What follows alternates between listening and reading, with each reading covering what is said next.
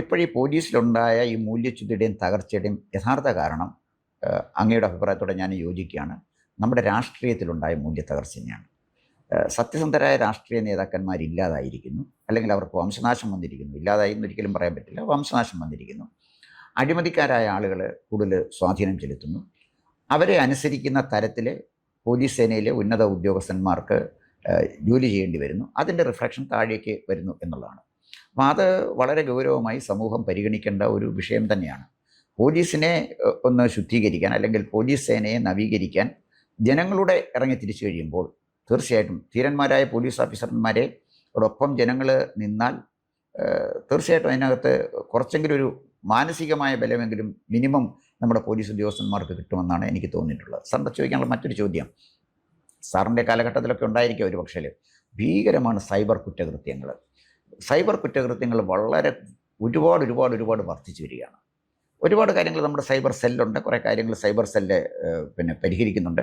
എങ്കിലും ആധുനിക ശാസ്ത്ര സാങ്കേതിക രംഗത്തെ മാറ്റങ്ങൾ കുറ്റകൃത്യത്തിനായി കുറ്റവാളികൾ ഉപയോഗപ്പെടുത്തുമ്പോൾ അതിനെ തടഞ്ഞു നിർത്തത്തക്ക വിധത്തിൽ ആവശ്യമായ പരിശീലനം നമ്മുടെ പോലീസിന് ആവശ്യമല്ലേ? അത്തരം പരിശീലനം, കാലാനുസൃതമായ പരിശീലനം നമ്മുടെ പോലീസ് സേനയ്ക്ക് ലഭിക്കുന്നുണ്ട്. കുറച്ച് പരിശീലനങ്ങൾ കിട്ടുന്നുണ്ട് അവർക്ക്. എന്ന് വെച്ചാൽ താഴെ ലെവലിലുള്ളവർക്ക് അത് കിട്ടുന്നില്ല. പോലീസുകാർക്ക്, ഹെഡ് കോൺസ്റ്റബിൾമാർക്കും, അസിസ്റ്റന്റ് സബ് ഇൻസ്പെക്ടറും സബ് ഇൻസ്പെക്ടേഴ്സിനും നല്ല വ്യക്തമായ പരിശീലനം കൊടുക്കണം. അതിന് സൈബർ കുറ്റകൃത്യങ്ങൾ കണ്ടുപിടിക്കുന്ന പറ്റി നല്ല പരിശീലനം അവർ കൊടുക്കണത്. അതിനുള്ള ട്രെയിനിങ് സെൻറ്റേഴ്സ് എല്ലാ ജില്ലയിലും തുടങ്ങണം. അതിൽ കോമ്പറ്റൻ്റ് ആയിട്ട് ആൾക്കാരെ കൊണ്ട് ട്രെയിനിങ് കൊടുക്കണത്. കാര്യം ഇത് ഇമ്മീഡിയറ്റായിട്ട് പ്രൂവ് ചെയ്യേണ്ട കാര്യങ്ങളാണ്. അതിന് കാലതാമസം വരുത്താൻ പാടില്ല. ആ കുറ്റകൃത്യങ്ങൾ കണ്ടുപിടിക്കുന്നതിനുള്ള ട്രെയിനിങ് SI തൊട്ട് താഴോട്ടുള്ളവർക്ക് പ്രത്യേകിച്ച് കൊടുക്കണം. SIമാരാണ് പോലീസ് സ്റ്റേഷൻ്റെ പോലീസ് സ്റ്റേഷനാണ് പോലീസ് സ്റ്റേഷൻ്റെ എല്ലാ 95% ജോലിയും പോലീസിൻ്റെ ചെയ്യുന്ന പോലീസ് സ്റ്റേഷനാണ്. അതിൻ്റെ സാരഥിയാണ് സബ് ഇൻസ്പെക്ടർ. സബ് ഇൻസ്പെക്ടർ വിചാരിച്ചാൽ പോലീസ് സ്റ്റേഷൻ നല്ല രീതിയിലും പോവാം, ചീത്ത രീതിയിലും പോവാം.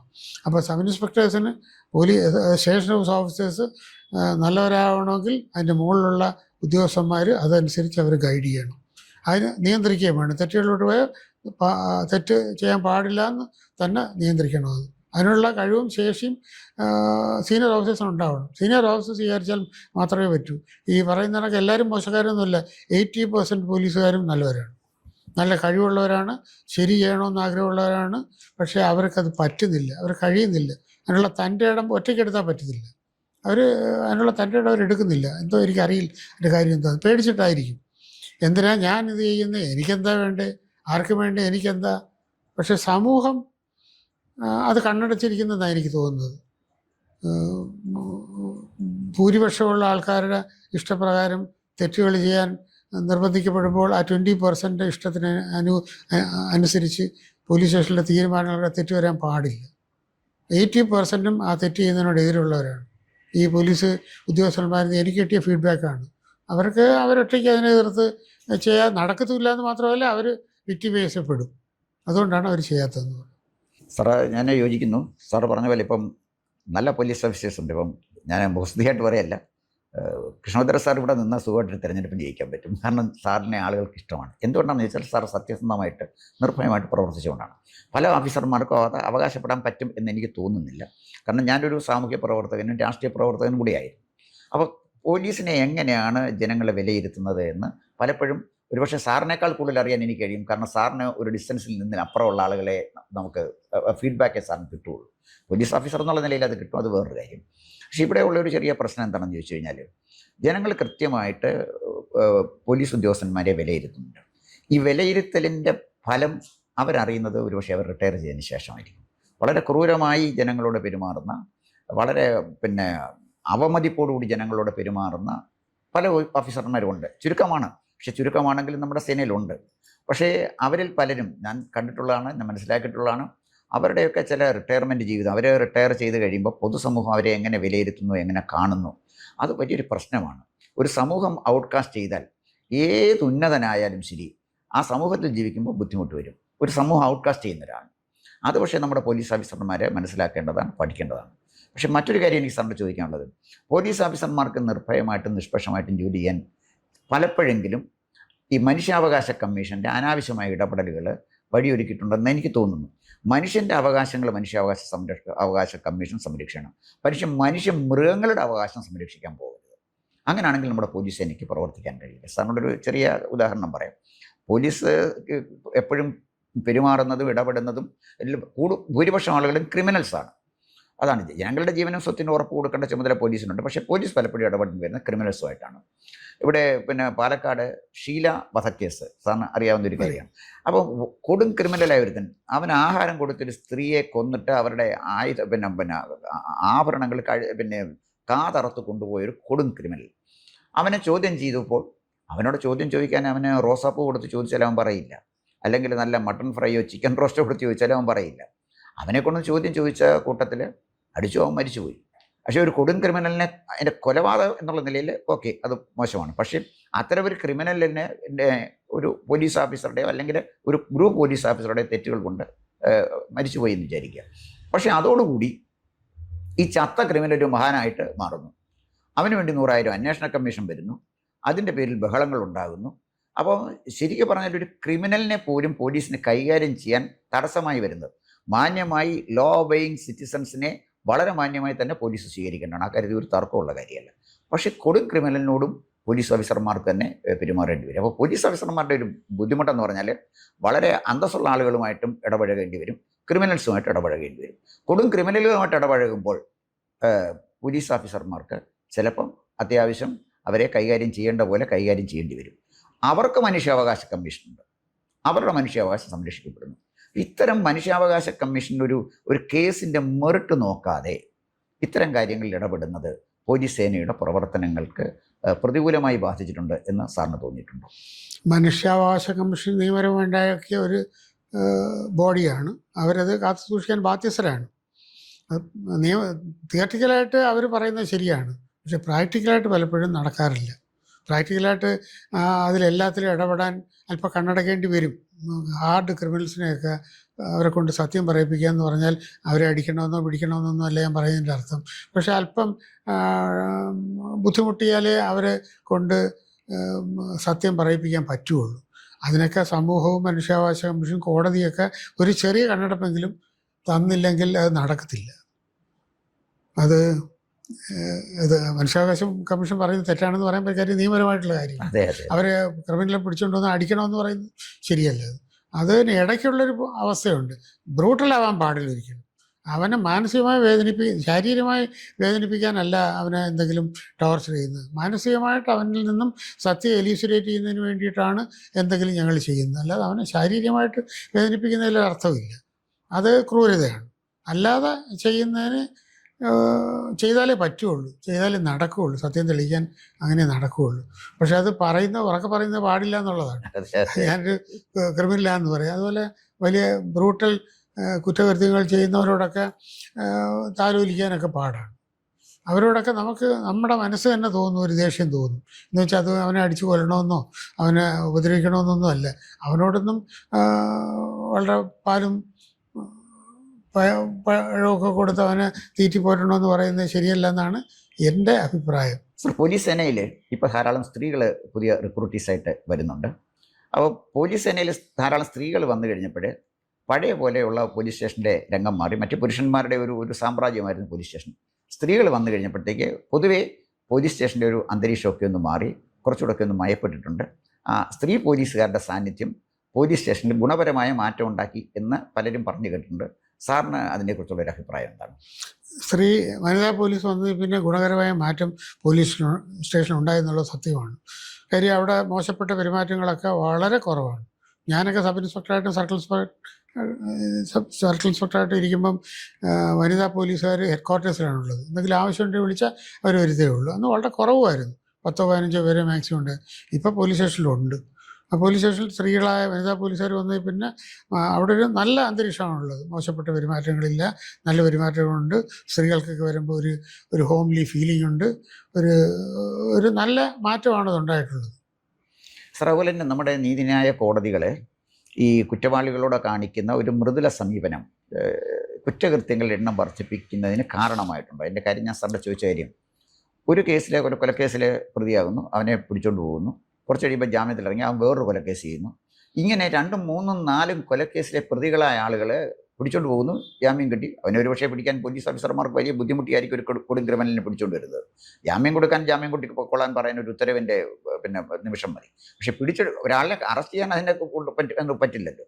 ഇവിടെ ഇപ്പോൾ ചെന്താമരൈ എന്ന് പറഞ്ഞ ഒരു തന്നെ നടത്തിയൊരു കൊലപാതകമുണ്ട്. അവനൊരു ബോൺ ക്രിമിനലാണ്. മറ്റൊരു കാര്യം എനിക്ക് സാറിൻ്റെ പറയാനുള്ളത്, സൗമ്യ എന്ന് പറയുന്നൊരു പാവപ്പെട്ട പെൺകുട്ടിയെ, നിസ്സഹായ ഒരു പെൺകുട്ടിയെ റെയിൽവേ ട്രാക്കിലിട്ട് ബലാത്സംഗം ചെയ്ത് കൊന്ന ഗോവിന്ദസ്വാമി എന്ന് പറഞ്ഞ ഒരുത്തനെ, അവനെ സെഷൻ കോടതി വധശിക്ഷയ്ക്ക് വിധിച്ചു, ഹൈക്കോടതിയും വധശിക്ഷയ്ക്ക് വിധിച്ചു. സുപ്രീം കോടതിയിൽ അവൻ്റെ കേസ് നടത്തിയത് ആരാണ് എന്നത് അവിടെ ഇരിക്കട്ടെ. പക്ഷേ അവിടെ ചെന്നപ്പോൾ അദ്ദേഹത്തിന് ഈ ഗോവിന്ദസ്വാമിക്ക് ശിക്ഷ ഇളവ് കിട്ടി. അപ്പം നമ്മുടെ നീതിന്യായ കോടതികൾ കടുത്ത ശിക്ഷ, ക്യാപിറ്റൽ പണിഷ്മെൻറ്റ് കൊടുക്കുന്നതിന് വൈമുഖ്യം കാണിക്കുന്നത് റയറസ്റ്റ് ഓഫ് റയർ കേസുകൾക്ക് അങ്ങനെ കൊടുക്കാൻ പാടുള്ളൂ എന്നൊരു നിലപാടുള്ളതുകൊണ്ടാണ്. പക്ഷേ അത്തരം ഉദാരമായ കോടതിയുടെ നിലപാട് നമ്മുടെ കുറ്റകൃത്യങ്ങളുടെ എണ്ണം വർദ്ധിപ്പിക്കുന്നതിന് കാരണമായിട്ടുണ്ട്. ജുഡീഷ്യറിയെ പറ്റി ഒരു അഭിപ്രായം പറയുന്നത്, അവരെ പറ്റി അനലൈസ് ചെയ്യുന്ന ഒരു ശരിയായ കാര്യമല്ല. അത് അവർക്ക് കിട്ടുന്ന തെളിവിൻ്റെ അടിസ്ഥാനത്തിൽ, അവരെ ബോധ്യത്തിൻ്റെ അടിസ്ഥാനത്തിൽ ഒരു തീരുമാനം എടുക്കുക, ഒരു ജഡ്ജ്മെൻറ്റ് പുറപ്പെടുവിക്കുകയാണ് അവർ ചെയ്യേണ്ടിയിരുന്നത്. എന്നിരുന്നാലും ഒരു സാധാരണ മനുഷ്യൻ, പോലീസ് ഓഫീസർ എന്നല്ല, ഒരു സാധാരണ മനുഷ്യൻ എന്നല്ല ഞാൻ പറയാം, കർക്കശമായ ശിക്ഷ കൊടുത്താൽ മാത്രമേ ഒരു പരിധി വരെ ഇത് മാറ്റാൻ ഒക്കുള്ളൂ. നിയമം ലംഘിക്കണമെന്നല്ല, ജുഡീഷ്യൽ ഓഫീസേഴ്സ് കുറച്ച് കർക്കശമായിരിക്കണം. ആർക്കെങ്കിലും വലിയ സീനിയർ അഡ്വക്കേറ്റ്സ് വാദിച്ചെന്നും പറഞ്ഞൊന്നും വിടാൻ പാടില്ല. ഒരു തെളിവുണ്ടെങ്കിൽ ശിക്ഷിച്ചിരിക്കണം. ഞങ്ങൾക്ക് ഒരുപാട് അനുഭവങ്ങളുണ്ട്. എൻ്റെ മർഡർ കേസിൽ സെഷൻസ് കോടതി തൂക്കാൻ വിധിച്ചതിന് ഹൈക്കോടതി വെറുതെ വിട്ടു. അപ്പീൽ സുപ്രീം കോടതി ലൈഫ് കൊടുത്തു. അത്രയെങ്കിലും വേണ്ടേ? ഹൈക്കോടതി ആ തൂക്കാൻ വിധിച്ചതിന് ലൈഫ് കൊടുത്തിരുന്നെങ്കിൽ ഒരു ന്യായം എന്ന് പറയരുത്. എല്ലാം ഒരു തെളിവിൻ്റെ അടിസ്ഥാനത്തിലുള്ള വിശകലനമല്ലേ. അത് കുറ്റവാളി കുറ്റം ചെയ്യുമെന്ന് പറഞ്ഞാൽ അവരെ ചെറിയ കോൺട്രഡിക്ഷനും തലനാരിയുടെ കീഴിൽ പരിശോധിച്ച് എങ്ങനെ വെറുതെ വിടാം എന്ന് ഗവേഷണം നടത്താതെ ഒരു ചെറിയ തെളിവുണ്ടെങ്കിൽ ശിക്ഷിക്കണം. അവരെ മനസാക്ഷിക്ക് ബോധ്യമുണ്ടെങ്കിൽ ശിക്ഷിക്കണം. അവരെ മനസാക്ഷി എങ്ങനെ പ്രവർത്തിക്കുന്നതെന്ന് എനിക്കറിയില്ല. സാറേ, ദീർഘിപ്പിക്കുന്നില്ല. സാറിന് ദീർഘകാലം 34 വർഷത്തെ സർവീസ് കേരള പോലീസിൽ ഉള്ള ഒരാളാണ്. ഇന്നും സമൂഹം അംഗീകരിക്കുന്ന അല്ലെങ്കിൽ ആദരിക്കുന്ന ഒരു പോലീസ് ഓഫീസറാണ് സാറ്. കൊല്ലം പട്ടണത്തിൽ താമസിക്കുന്ന എനിക്ക് ഈ സമൂഹം സാറിന് നൽകുന്ന ഒരു ആദരവും അംഗീകാരവും ഒക്കെ നന്നായിട്ട് മനസ്സിലാക്കാൻ കഴിയുന്ന ഒരാളാണ്. സാറിൻ്റെ ഈ പോലീസ് ജീവിതത്തിനിടയിൽ അവിസ്മരണീയമായ ഏതെങ്കിലും ഒരു കേസ് ജനങ്ങൾക്ക് വേണ്ടി ഒന്ന് പങ്കുവയ്ക്കാനുണ്ടാവും? ഒരുപാട് കേസുകളുണ്ട്. ഒരുപാടെണ്ണം ചെയ്തിട്ടില്ലേ. 240 മർഡർ കേസുകൾ അന്വേഷിച്ച് ചാർജ് ഷീറ്റ് കൊടുത്തിട്ടുണ്ട്. ഒക്കെ ഉണ്ട്. അത് കൊട്ടാരക്കര ഗവൺമെൻറ് ഹോസ്പിറ്റലിലെ ഗൈനക്കോളജിസ്റ്റ്, അവർ രാവിലെ 6 മണിക്ക് വീട്ടിൽ നിന്ന്, ഹോസ്പിറ്റലിൻ്റെ തൊട്ടടുത്ത് തന്നെ ഒരു വീട്, നടന്നിങ്ങോട്ട് കയറിയാൽ ഒരു കാമ്പൗണ്ട് വരുമ്പം ആ വഴിക്ക് വെച്ച് കുത്തി നല്ല ഡീപ്പ് ഇഞ്ചുറി ഉണ്ടായി. ആ ഡോക്ടറിന് ഉണ്ടോയെന്ന് എനിക്കറിയില്ല. അത് തെളിയിക്കുന്നതിന് ഒരു ദിവസം കൊണ്ട് ഞങ്ങൾക്ക് തെളിയിക്കാൻ പറ്റിയത്. എന്നുള്ളൊരു അഭിമാനകരമായ കാര്യമാണത്. അത് കഠിനമായി നമ്മൾ ചോദിച്ച് വരുമ്പോൾ എവിടെയെങ്കിലും ഒരു തുമ്പ് കിട്ടും. അല്ല ചെന്നാൽ ഉടനെ ആരും പറയാൻ അവർക്ക് അറിയില്ല, അറിയുന്നവരും പറയില്ല. പക്ഷേ ചോദിച്ച് മെനക്കെട്ടാൽ മാത്രമേ നടക്കുകയുള്ളൂ. അതിനിടയ്ക്ക് വേറെ ലാൻഡ് ഓർഡർ പോയാൽ നടക്കില്ല. അന്ന് അതിൻ്റെ ഇടയ്ക്ക് അവിടെ പ്രക്ഷോഭണം, ഹർത്താലും ഒക്കെ ഉണ്ടായിരുന്നു. അതിനും അറ്റൻഡ് ചെയ്യണം. പക്ഷേ നമ്മളിതിൻ്റെ പുറകിന് പോകണം. അത്രേ. ഇങ്ങനെയുള്ള കേസിന് പോയാൽ നമുക്ക് തെളിയിക്കാൻ പറ്റുമെന്നാണ് എൻ്റെ വിശ്വാസം. കഠിനാധ്വാനം വേണം. ഒരു കേസ് തെളിയിക്കുന്ന കഠിനാധ്വാനം വേണം. തുമ്പില്ലാത്ത കേസ്. അതുപോലെ പുനലൂര് ഒരു മജിസ്ട്രേറ്റിൻ്റെ അമ്മയെ കൊന്നു. ആ കേസ് മജിസ്ട്രേറ്റിൻ്റെ അമ്മയുടെ സ്വന്തക്കാരൻ്റെ വീട്ടിൽ ഉള്ള ആളാണ് ചെയ്തത്. അത് വളരെ മെനക്കെട്ടിട്ടാണ് കിട്ടിയത്. അത് നമ്മളെ പോലീസ് ഡോഗ് വന്നപ്പോൾ അവൻ ഓടി. അവൻ്റെ വിചാരി പോലീസ് ഡോഗ് അവനെ കയറി പിടിക്കുന്നവൻ ഓടി. അങ്ങനെയാണ് തെളിയാൻ കഴിയുന്നത്. അഞ്ചൽ രാത്രി ഒരാൾ അടികൊണ്ട് റോഡിൽ പരിക്കേറ്റ് കിടക്കുക. അപ്പോൾ എല്ലാവരും വിചാരിച്ച് വണ്ടി മുട്ടിയതായിരിക്കും. അടുത്ത ആൾക്കാരെല്ലാം കൂടെ എടുത്ത് ഹോസ്പിറ്റലിൽ കൊണ്ടുപോയി. ഹോസ്പിറ്റലിൽ ചെന്ന് ഡോക്ടർ നോക്കിയപ്പോൾ ലീനിയർ ഇഞ്ചുറീസാണ്. ഡോക്ടർ പറഞ്ഞു ഇത് വണ്ടി മുട്ടിയല്ല, അടി കിട്ടിയാന്ന് പറഞ്ഞു. അയാൾ അൺകോൺഷ്യസ് ആണ്. അയാൾക്ക് പറയാനും അയാൾ പിറ്റേന്ന് മരിച്ചും പോയി. ആ പ്രദേശത്തുള്ള എല്ലാവരെയും ചോദിച്ചു വന്നപ്പോൾ ഒരാളുടെ ഒരു അല്പസമയം കഴിഞ്ഞാണ് അയാൾ ആ സ്ഥലത്ത് വന്നത്. അതിൽ നിന്നാണ് അയാളെ കിട്ടിയത്. ആദ്യം ആളുകൾ കൂടി വണ്ടി കൊണ്ട് ഹോസ്പിറ്റലിൽ പോയ കൂട്ടത്തിൽ അയാളില്ല. അയാൾ അടുത്ത വീട്ടുകാരനാണ്. അയാൾ രണ്ടാമത്തെ വണ്ടിയിൽ അയാൾ ഹോസ്പിറ്റലിൽ പോയി. അത് ചകഞ്ഞ് വന്നപ്പോഴാണ് നമുക്ക് അയാൾക്ക് അങ്ങനെ ഒരുപാട് കേസുകളുണ്ട് കേട്ടോ. പെയിൻ എടുത്താൽ കിട്ടും. ഞാനല്ല, എനിക്കിത് എൻ്റെ സീനിയർ ഓഫീസേഴ്സ് പഠിപ്പിച്ചു തന്നാണ് ഇതൊക്കെ. അന്ന് സെൻകുമാർ സാറായിരുന്നു SP കൊല്ലത്തുണ്ടായിരുന്നത്. അദ്ദേഹം അതിനൊക്കെ സപ്പോർട്ടാണ്. CA മാർ DYSP മാരും ഒക്കെ, അവരൊക്കെ ഈ ഇൻവെസ്റ്റിഗേഷൻ കാര്യത്തിൽ വളരെ ശുഷ്കാന്തി കാണിക്കുന്നവരായിരുന്നു. ലാൻഡ് ഓർഡർ ആണെങ്കിലും ഞങ്ങളെ മുമ്പേ SP-യും DYSP-യും വരും. അന്നൊരു ധൈര്യമാണ് എല്ലാവർക്കും. ഇപ്പോൾ അത് ഇല്ല. ലാൻഡ് ഓർഡർ സിറ്റുവേഷൻ ഉണ്ടായാൽ എല്ലാവരും SI പറയും, CA വരട്ടെ, CA വരെയും DYSP വരട്ടെ, DYSP വരെയും SP വരട്ടെ എന്ന് പറഞ്ഞിങ്ങനെ പേടിച്ച് നിൽക്കുന്നൊരു കാലഘട്ടമാണ് ഇപ്പോൾ ഉള്ളത്. പോലീസിൻ്റെ മുറയിൽ വളരെ കൂടുതൽ കുറഞ്ഞിട്ടുണ്ട് എന്നുള്ളതാണ് ആദരണീയനായ ഭദ്രൻ സാറിൻ്റെ ഒരു നിരീക്ഷണം. പൊതുസമൂഹം അങ്ങനെ തന്നെയാണ് നിരീക്ഷിക്കുന്നത്. അപ്പോൾ ഇവിടെ പിന്നെ